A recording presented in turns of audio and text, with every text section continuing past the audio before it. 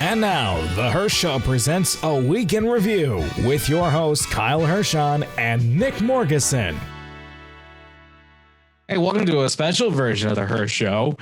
Thanks for joining us last week for Noel McNeil from Bear in the Big Blue House, Sesame Street, Eureka's Castle. An amazing guy, an amazing story, and possibly more to come from him. But today, we were doing something a little bit different this week. I've got my producer, Nick, with me. Hey, Nick. How are you? So Nick and Izzy formed this network, and they decided to, for whatever reason, to give me a show. And you know, for what it's been doing the last couple of weeks, I think we've been doing pretty well. Yes, we gave this idiot a show, and he's actually doing well. I'm an idiot. That's going to be clipped. I guarantee it. No fun. So what we're going to be doing this week, we're going to be doing something a little bit different. This isn't, typically your typical Hirsh show, but this week we're just going to, just chat about what's been going on. So I want to, you showed me this morning. PETA's back in the news for whatever god awful reason, because the majority of people do not like PETA.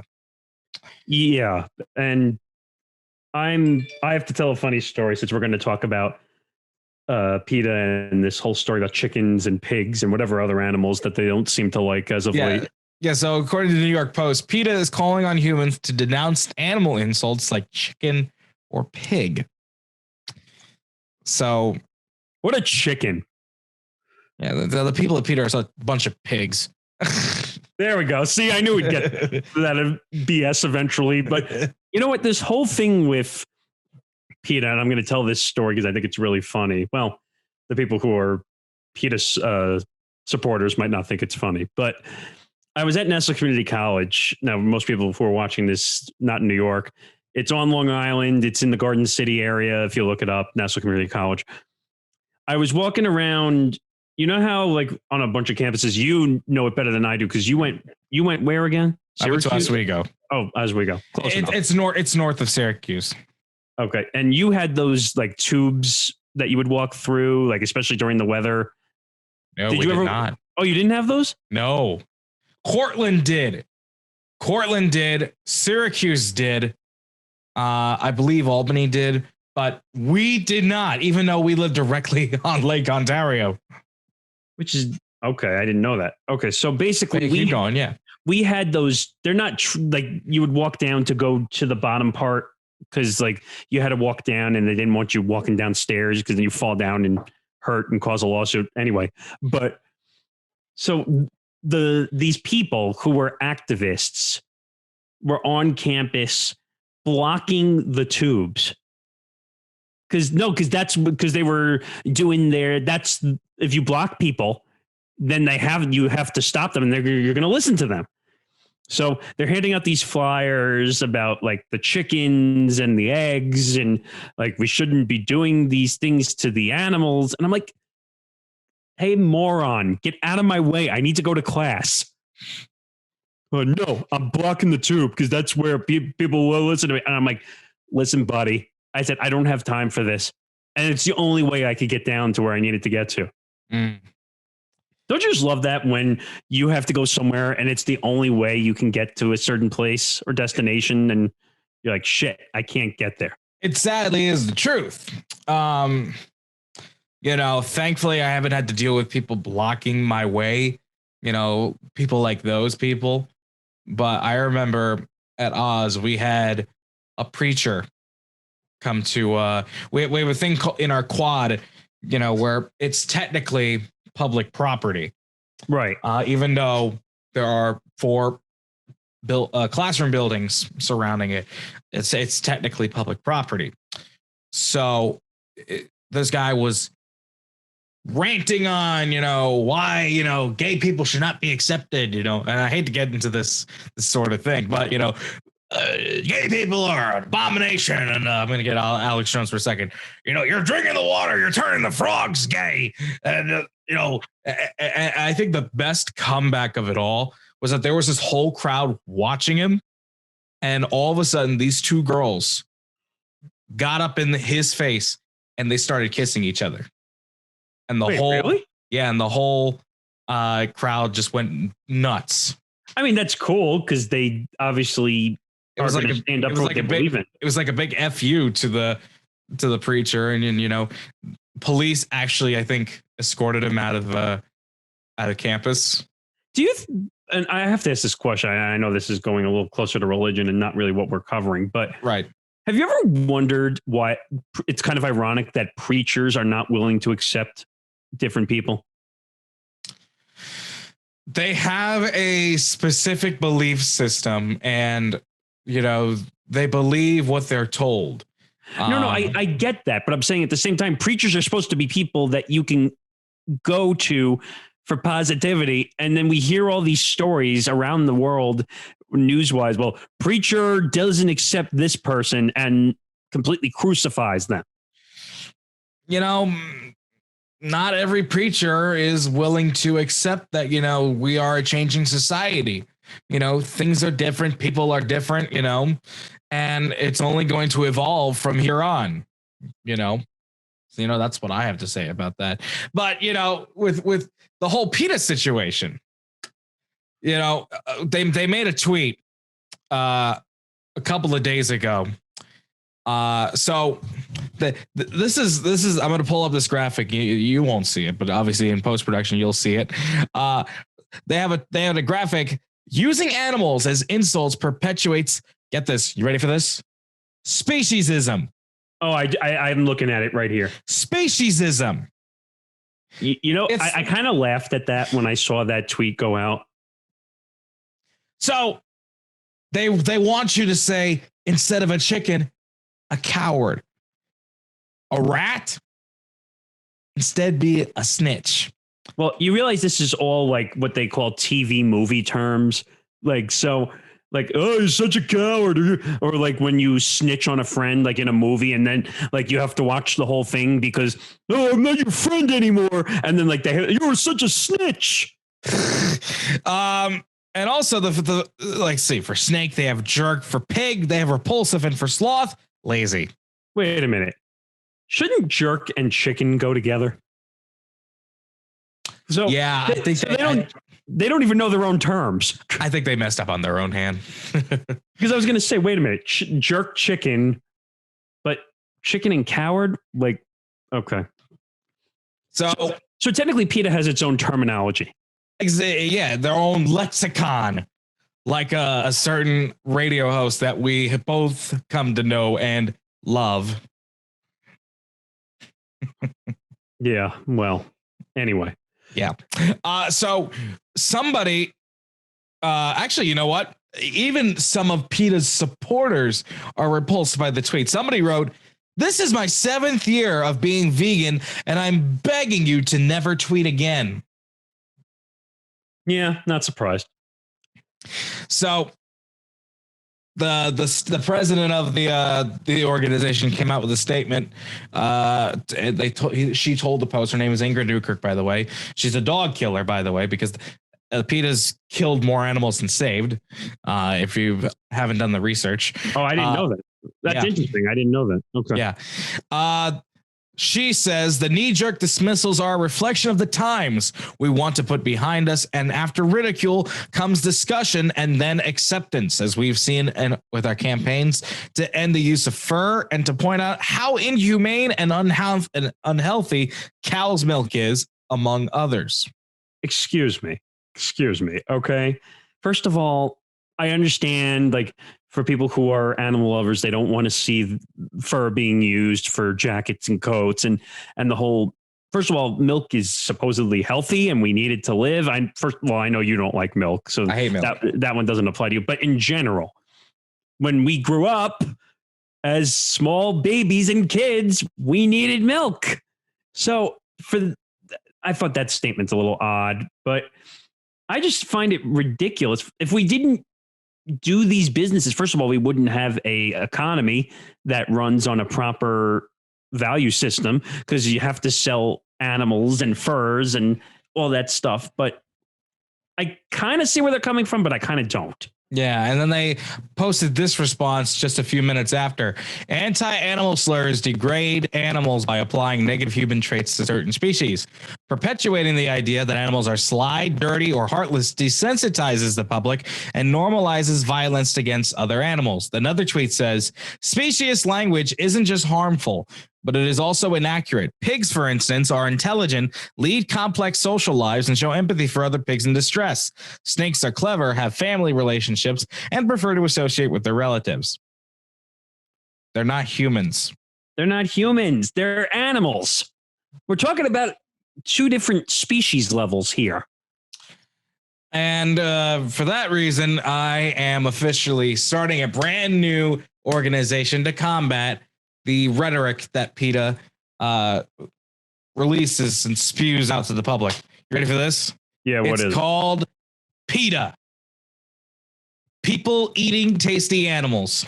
Oh, wait, that's the meme that I put out on the Nick and Izzy. Wait. Now we got to talk about that. Yeah, I'm going to put it up for everybody to see. Check this out. This is what Nick and Izzy show posted on the, and it's. So the New York Post did a story. That's the one that we're talking about here. Yes. So they used a picture of a pig in a suit, which, by the way, according to PETA, that's totally not allowed because that's insulting the animals. So what are we calling it? The oinking creature? Pretty much, yeah. So it says PETA, people eating tasty animals. And on the bottom, are you chicken or are you a pig? So I prefer fried chicken and I preferred pork ribs. Oh, you know, PETA's going to come after our asses now, I don't right? give a damn what they have to think. By the way, I'm one of the biggest dog lovers there are out there.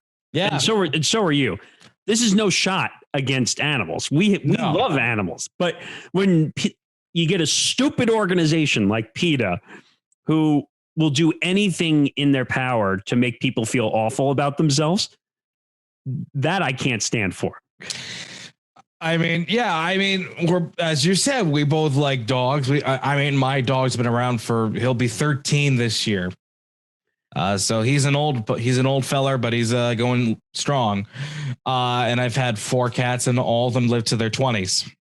Right. And that's my point, that don't come after us. We're not animal haters. We just find PETA to be one of the most disgusting organizations there is out there. We're just normal people. We eat meat. Right. Unfortunately, yeah. Yeah. So enough with the spewing hatred of PETA. Let's see what's going on in the world of stonks right now. Now, the other day, I decided for whatever reason to join a thing called Public, where you could publicly, trade stocks and all that stuff. And I happened to, on my first day, I got stock in AMC because I didn't know what the heck was going on. Gee, why'd you do that?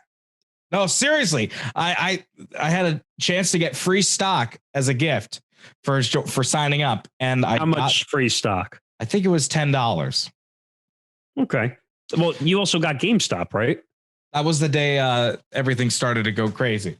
I'm so mad that I didn't even see that coming. Like, oh man, no, because I got $5 worth of AMC, and then I got $5 worth of Amazon, and then the next day I see my account jump to like $25, and then I see what's going on with GameStop, and I'm like, okay, I got to deposit another. Well, I don't know anything about stocks, so financial experts, don't come after me because I don't know anything about the disclaimer. We're not telling you what to buy or what to sell. We're just telling the story. We're just telling a story. We're just telling a story. Exactly. So I get $5 worth of GameStop stock, and within when the market closed yesterday, I was at $40. So my portfolio jumped up like 70 something percent. And I was so happy. The problem was I just couldn't withdraw anything because my account was too new. And then reality hit. Well, remember you and I spoke because I invest in the stock market. My brother works in finance and I've been doing it for like 8 to 10 years now. And what did I tell you? I said, What, do you remember what I told you or no? I can't remember. No, my short-term memory sucks. I essentially said that it was going to come back to Earth. Yeah, and it did. Because what happens is companies, you get these stupid assholes on Reddit who decided to put a community together and to basically make a stock go from $15 a share to $375 a share, which, by the way, is almost humanly impossible. Yeah. When I finished up checking out what was going on with AMC yesterday, I saw that both GameStop jumped 1,600%. So, and now I've lost half of the money I made yesterday than what I did yesterday, because I was at $40. Now I'm up to 25. So it's like, King Dakar goes straight up. It literally went straight down today. It was like a bad version of a mountain, like when you climb a mountain and then you miss a step and you fall down. Like, that's kind of what it's like. Yeah, because it was not only AMC and GameStop that began trending like crazy. It was COS that started trending out of nowhere too. Now, the bigger, like trading services like Robinhood, Public, and I think Webull stopped allowing people to invest in GameStop, AMC, and COS. Hypocrites. Yeah, now Public is now letting people invest in GameStop again. But this kind of is actually getting Wall Street pretty nervous, with the influence of Reddit. Who would have thought one day that the Reddit community, which, by the way, I'm not the biggest fan of Reddit because there's some stupid people on there. But yeah, absolutely. But it's amazing how a small Reddit community turned a $15 a share stock at, like I said, into $375. Yeah, I mean, when I first saw, what was happening today with these sites, in my opinion, some of these are scams. Restricting people from, actually participating in the stock market. In my mind, I'm like, is that even legal? And the second part was the sheer insanity that was going on in Wall Street today, and also at the Capitol. Well, the market tanked yesterday. Yeah. So what happened was AOC tweeted out something, and believe it or not, probably one of the most hated Republicans in America right now, Ted Cruz, agreed with her. Oh no. Hell freeze over. Hell freeze over. And this is a segment we like to call We're Fucked.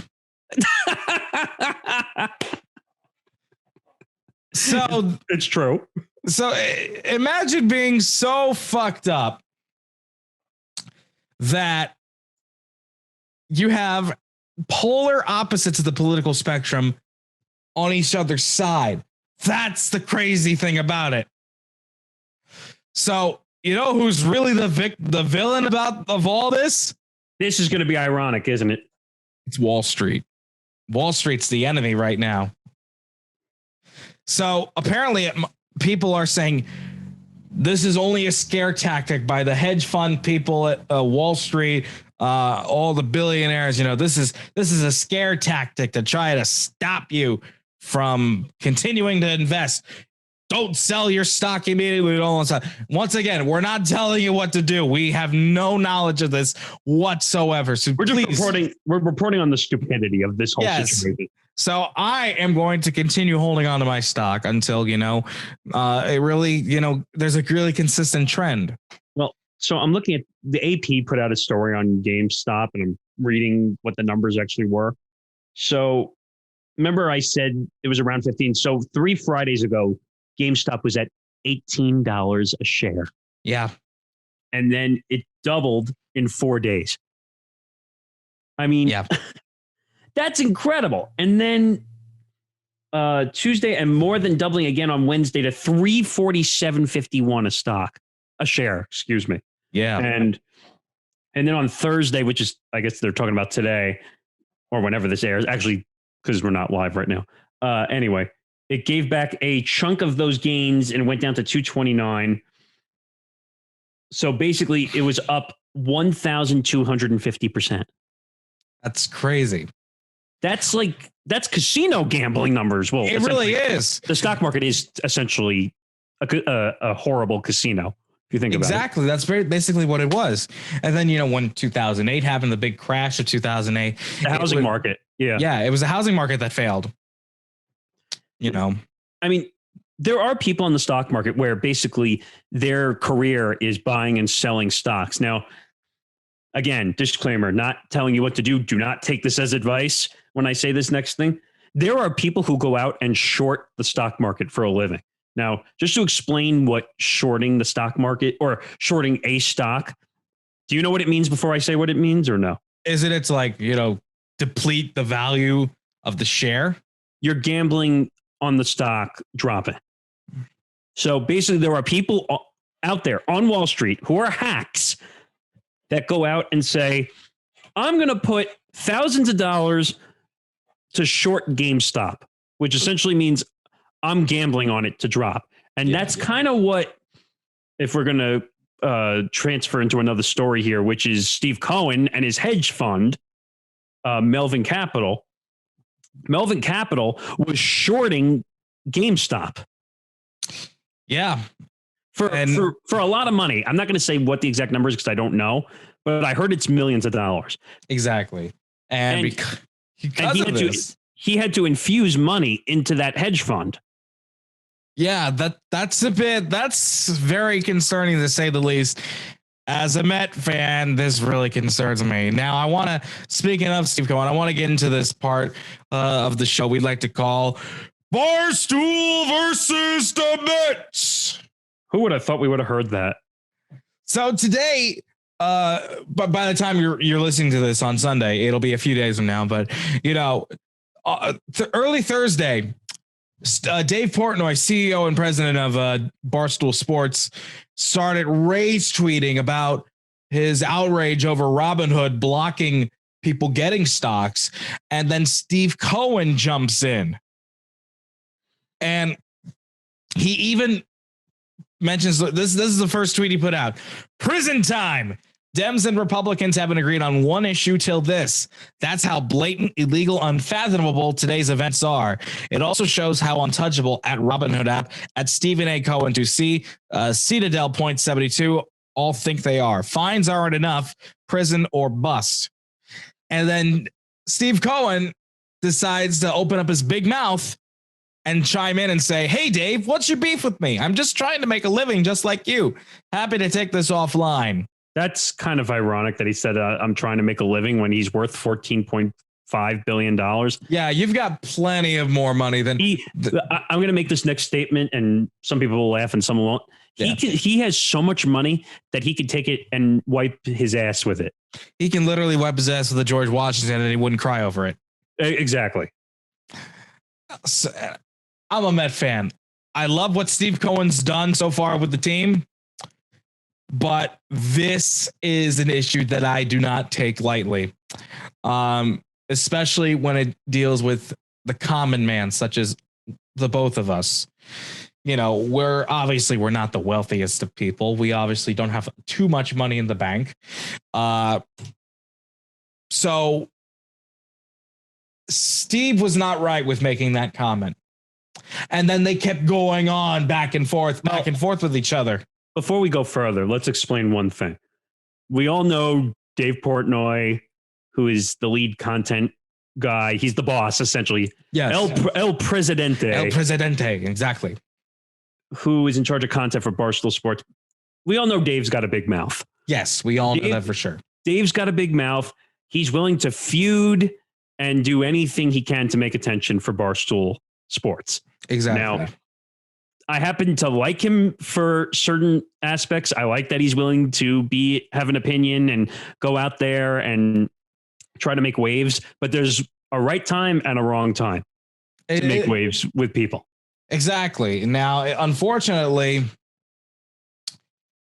I kind of lost my respect for Dave when he basically acquitted Robert Kraft, the Patriots owner. He's a Patriots fan. Obviously, we know he's a Patriots fan, but for those who didn't know, Robert Kraft, the owner of the Patriots, was caught in this prostitution massage scheme. Parlor / prostitution ring. And he was basically let go. And also, the reason that he's going to defend Robert Kraft is because Robert Kraft and him are tight. They've done interviews before. I'm pretty sure that they have had some sort of sponsorship before. But, you know, with this, I have to take David's side, because if it were somebody else who was worth, you know, maybe a couple million, then I would probably understand. But this guy is worth multiple billions worth of dollars. We're talking about astronomical money. Yes, more than Donald Trump. Well, everyone's more than Donald Trump lately anyway. Yeah. But we're talking about a guy who's a hedge fund. I hate to say this, but hedge fund creep, because that's what I call hedge fund people who have so much money that they don't know what to do with it. And they get bored and they buy sports organizations like the Mets. Anyway, I'm taking Dave's side. I've always been a proponent, like I said, of how Dave does social media. I want to learn how Dave does social media. I'm taking social media marketing classes because I'm trying to rebuild into a different form of the business in radio and media. But I think he's right here. He was trying to make a point, and Steve kind of does what most billionaires do and tries to lower himself to the lowest common denominator, which is, I hate when billionaires do that. Like, oh, well, I understand what you're going through, and I'm just trying to make a living. Bull crap. Don't give me that. Yeah. Yeah, that's you're kind of making it harder for Met fans to continue liking you, Steve.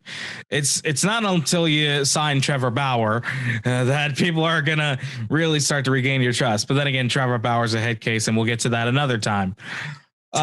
Lastly, there's this thing coming back. If you grew up in the 50s and 60s, there was a thing called Horn and Hard Art Automat.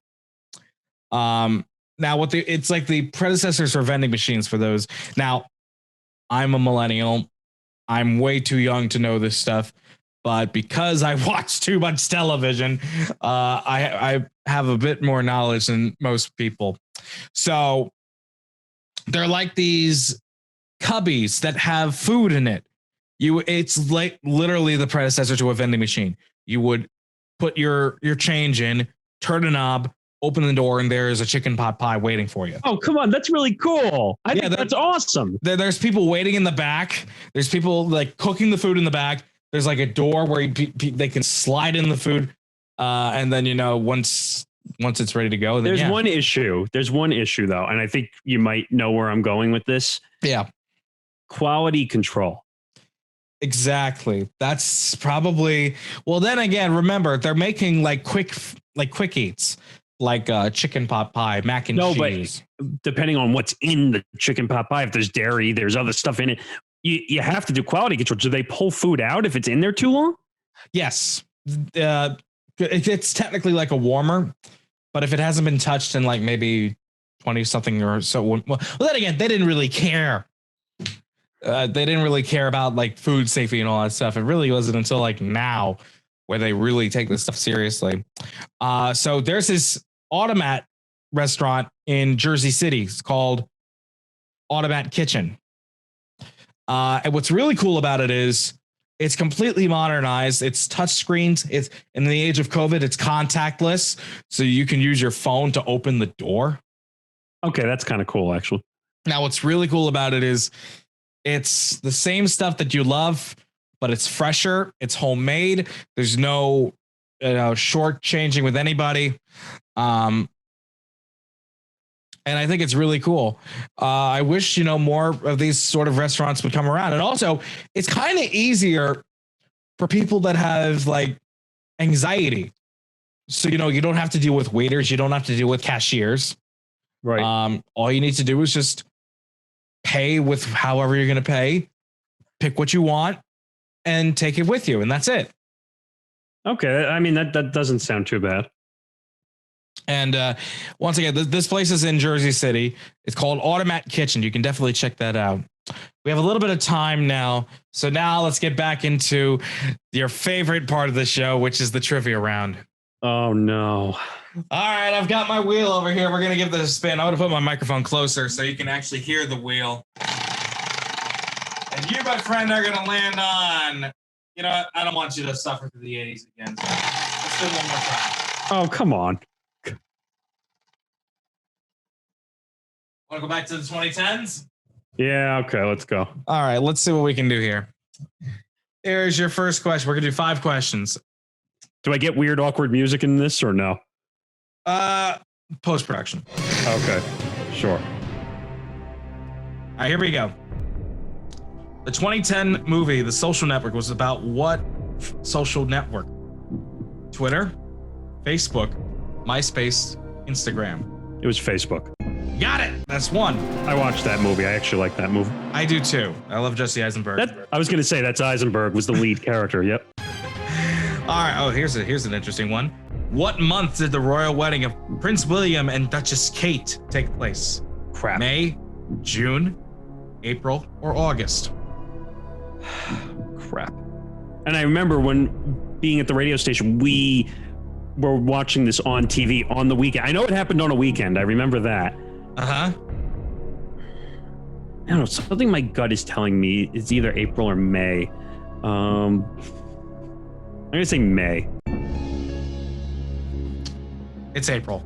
Damn it. That was my gut. I knew I was close. All right. You're 1 for 2. All right, fine. All right. Here's your third. What company opened the first Cashier-Less store in 2018? Amazon, Walmart, Target, or Kmart? I don't think Kmart was... I didn't know Kmart was still around. Oh, God. Walmart. Open a cashless store. Well, Amazon doesn't have a store, though. Well, they have an online store, but that means it's either got to be Walmart or Target. All right, I'll go with Walmart because I think they're as innovative as probably as Amazon. It's Amazon. Oh, it was Amazon. It was Amazon. That was a trick question. It was. All right. 1 for 3. Try to make it up. Kanye West's 2016 album was called The Life of what? Yeezus, Pablo, Donda, or Saint? It was Pablo. Yep, there you go. That's 2. And I don't listen to Kanye's music, but I remember that trended all over Twitter. I remember. It did, yeah. Let's see. I'm going to pull up one last question. And this is your final question of the night. Do I have a chance to finish over 500? All right, yes. Let's go. All right, here we go. Your final question is, what popular toy was invented in 2013? Crap. Is it the Nintendo Switch, fidget spinners, the hoverboard, or Hatchimals? Crap. No, I think the fidget spinner was older. Might be the Switch. Because I had the Wii and the Wii. I had both Wiis, actually. I'm going to say the Switch, because I feel like that was kind of the time period. The Switch came out in 2017. Damn. It was the hoverboard. Damn it, I've always wanted to ride a hoverboard, actually, now that I think about it. Did you see the video of Mike Tyson just... Yes, I did, actually. Well, unfortunately, once again, you have proved to the world how awful you are at trivia. I actually, believe it or not, I actually do know trivia well. You're just catching me on the ones that I don't know. Well, then you should study. Well, anyway, thank you for joining us in this special edition of The Hirsh Show. Check us out next week. We're going to be interviewing legendary bassist CJ Ramone. Yeah. CJ Ramone from the famous Ramones next week. Check it out. We'll see you next time. Good night, everybody. Take it, CJ. 1, 2, 3, 4.